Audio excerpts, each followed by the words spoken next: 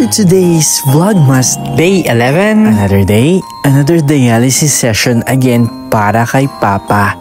Pagdating ko nga ng araw na ito, umiilaw na ang mga decors sa paligid ng center o ng ospital kung saan nagpapadialysis si Papa.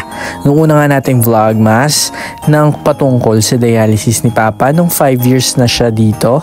Wala pang mga ilaw at wala pang kalaman-laman ng mga decorations dito sa loob ng ospital. Nabanggit ko nga na merong competition sa loob ng ospital na kung saan kailangan magsama-sama ng mga departments para mag-post o gumawa ng mga Christmas village decors dito nga sa mga designated spots nila. At ito, i-share ko sa inyo ang ilan sa mga itsura ng mga decors na entry ng mga departments dito nga sa ospital. Ang kagandahan nga po sa kwalifikasyon ng paggawa nila dito ay dapat recycled materials at pagandahan na lang kung paano ninyo i-present ang inyong mga recycled, reuse items na ginawang decors para nga dito sa Christmas Village theme ng competition na to. Kasama nga sa lumaban ay ang mga nurses at staff namin sa dialysis center, kasama ng ilan pang mga empleyado sa ibang floors o departments. Nakakatuwa at nakaka-proud ang mga talents ng mga staff ng ospital kasi nga despite po ng kanilang busy schedule, tight schedule at ilan pa sa mga iniisip sa kanilang trabaho at personal na buhay, naisipan nilang talagang maging creative at mag-reuse, recycle na mga items na to. Gusto kong i-share sa vlogmas natin na ito dahil ipanapakita nito na kahit wala tayong budget na malaki, kaya nating gumawa ng mga decors ng mga pangpasko. Gamit lamang ang ilan sa mga gamit sa ating paligid. Hindi pa huli ang lahat, ilang araw pa bago ang Kapaskuhan.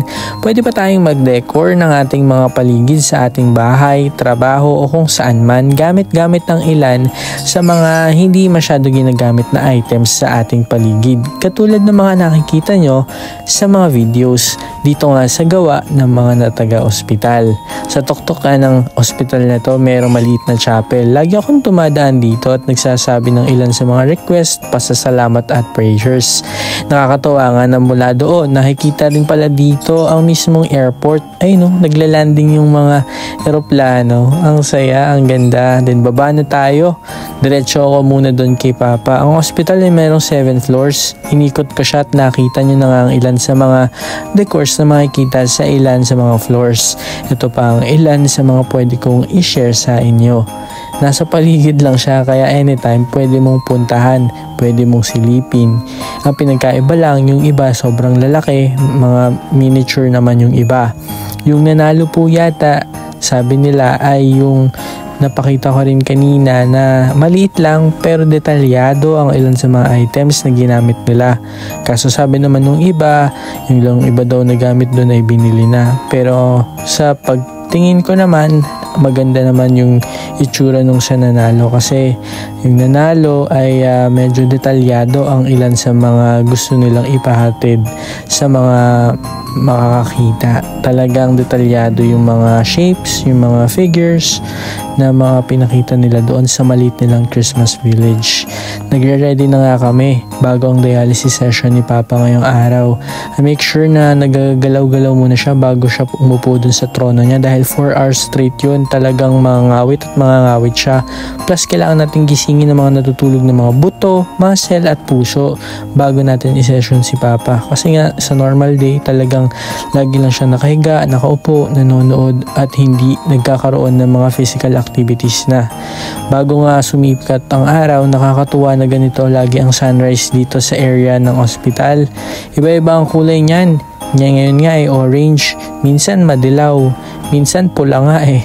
Nakakatuwa at kitang-kita dito yung bundok na to na hindi ko malaman kung ano.